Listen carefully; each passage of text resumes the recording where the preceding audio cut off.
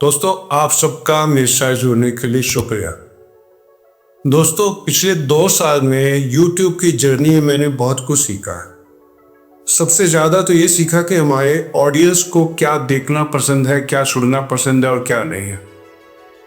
आपको पता है कि मैंने एक वीडियो बनाया था जिसमें था कि आर्टिफिशियल स्वीटनेस के होने वाले नुकसान पे जो हम वो सारी चीज़ें जिनको हम शुगर फ्री के नाम से जानते हैं, जैसे स्टीविया है, जो सुक्रालोज है, ये सारी चीज़ें हमारी सेहत को कैसे नुकसान करती है कि इससे हमारी शुगर तो कम होती नहीं, ब्लड प्रेशर भी बढ़ जाता है, वजन भी बढ़ना शुरू हो जाता है। तो ये वाला वीडियो मेरा सबसे कम देखा गया, हार्डली 100 पे, 100 से भी कम व्यूज। और जो मैंने वीडियो बनाया था कि लेडीज़ को सुंदर लगने के लिए क्या क्या टिप्स होने चाहिए, उनको कोई पूरे 2 लाख लोगों ने की। फिर भी मैं एक रिस्क लेकर आपके एक वीडियो बना रहा हूँ जो मैं आपको इन्फॉर्म करूँगा कि आजकल होने वाले हार्ट अटैक का एक कारण जिसका आपको नहीं मालूम होगा और आपको होना चाहिए जिससे आप उसको अवॉइड कर लो, वो क्या है। तो क्या आपको मालूम है कि आजकल जो हार्ट अटैक बढ़ रहे हैं वो प्लास्टिक से हो सकते हैं?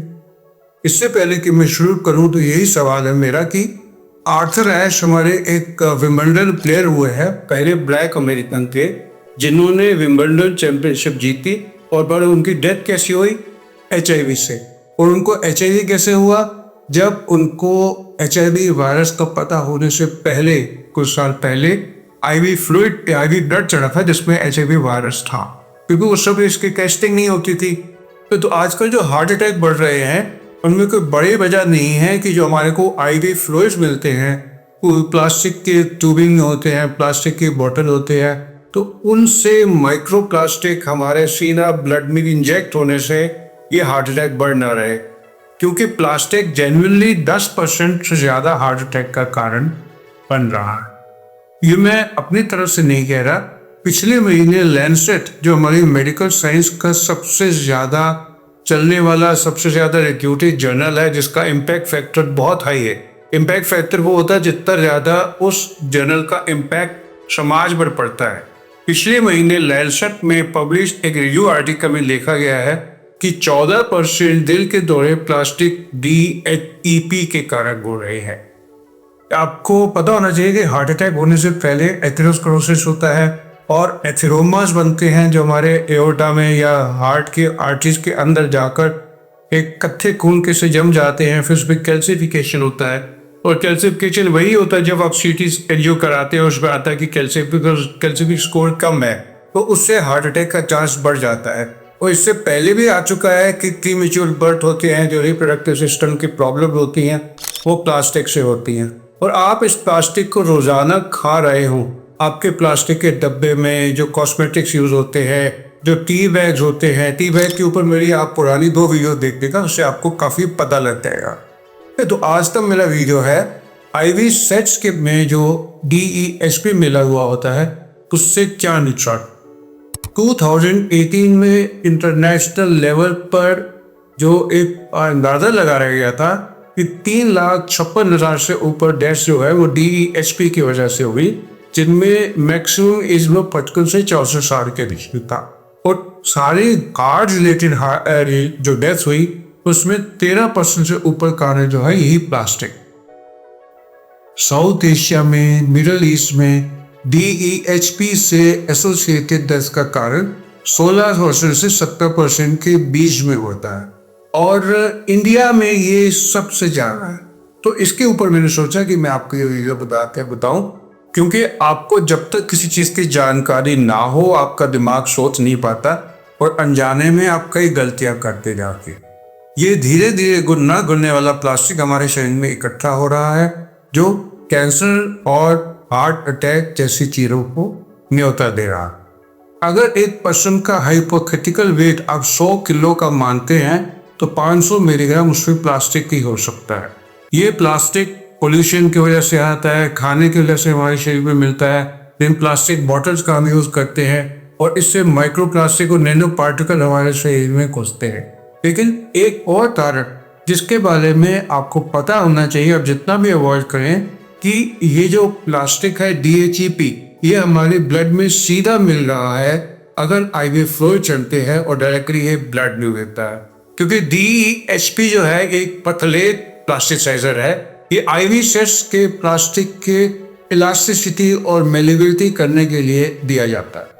मतलब कि अगर प्लास्टिक सख्त है तो उसमें अगर आप DHP मिलाओगे तो वो ट्यूबिंग जो है बड़ी जल्दी मेलेबल और इलास्टिसिटी से बढ़ जाती है, इसलिए इसका यूज किया जाता है। वो तो इसका फायदा है, लेकिन इसके ग्रेजुअली लीक करने से, रिसने से, जिसको लीचिंग कहते हैं अंग्रेजी में, उसके लीच करने से ये एक बहुत ज्यादा वरीसम कारण है। भारत में फथलेट्स यानी कि DHP से जुड़े हार्ट रिलेटेड मृत्यु जैसे मैंने पहले बताया सबसे ज्यादा है। और अनफॉर्चुनेटली जो हमारे बच्चों के स्कूल में ले जाने वाले प्लास्टिक के डब्बे हैं उसमें तो कितना लेवल DHP का हो ये तो गाइडलाइन डिस्क्राइब है, लेकिन आईवी बैग्स और ट्यूब्स में कितना DHP हो बिल्कुल अलग सब्जेक्ट है। मेरे ख्याल से इसके ऊपर अब तक कोई स्टडी नहीं है, इसका कोई ऐसी गाइडलाइन नहीं है, क्योंकि to the best of my knowledge India में वो वाली प्लास्टिक ट्यूब भी मिलती हैं जो कि DHP फ्री है और वो वाली भी मिलती हैं जो DHP के साथ है।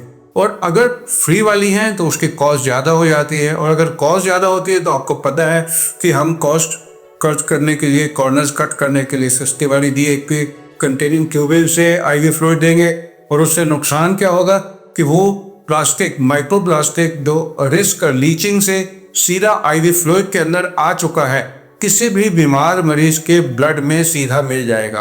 और एक तरफ तो हम वरी कर रहे हैं ओरल जो ये DHP हमारे खाने में PEC से प्रोवाइड में आए, जहाँ तो आप एक एडमिटेड मरीज को, एक बीमार मरीज को हमेशा के लिए आईवी आप DHP कंटेनिंग प्लास्टिक अगर जा रहा है बॉडी में तो वो बाद में जो बॉडी से मेटाबोलाइज नहीं होगा, डेफिनेटली ग्रेजुअली हमारी खून के आर्टरी में मिलकर हमारे को नुकसान करेगा। तो इसलिए मैं चाहता था कि आप सबको इस बात की अवेयरनेस हो, ताकि ये सोशली एक बड़े इंपॉर्टेंट कारण है जिसका हम सबको पता होना चाहिए। DHP के कांटेक्ट में आने से कई तरह की हेल्थ प्रॉब्लम होती हैं, जैसे मैं पहले बता चुका हूँ। हार्ट प्रॉब्लम तो मैं बता ही चुका हूँ, हमारे रिप्रोडक्टिव सिस्टम की प्रॉब्लम आ सकती हैं, हमारे को क्रिएशन में बच्चे पैदा करने की जो क्षमता है वो कम हो सकती है, और सबसे इम्पोर्टेंट जो ये न्यूबॉर्न चिल्ड्रन हैं, जो न्यूबॉर्न्स हैं, न्यूनेट्स हैं, उनके अंदर इस तरह के DHP के शुरू में ही जाने से बाद में उनके लाइफ लॉन्ग प्रॉब्लम आ सकती है। इस बात को जानते हुए यूरोपियन कंट्रीज और ज़्यादा एडवांस कंट्रीज ने अपनी यहाँ पर DHP कंटेनिंग आईवी सेट और बैग खत्म कर दिए हैं, बैन कर दिए, वहाँ नहीं मिलते। अमेरिका में इसका बहुत बड़ी मूवमेंट चल रही है और मेरे ख्याल से कैलिफोर्निया में ये बंद है। इंडिया में मैंने जब पता किया हमारे यहाँ दोनों आते हैं ऐसे IV set, IV bag, IV tubal जिसमें DHP होता भी है, और ऐसे भी आते हैं जो नहीं होता, जो ज़्यादा महंगे होते हैं।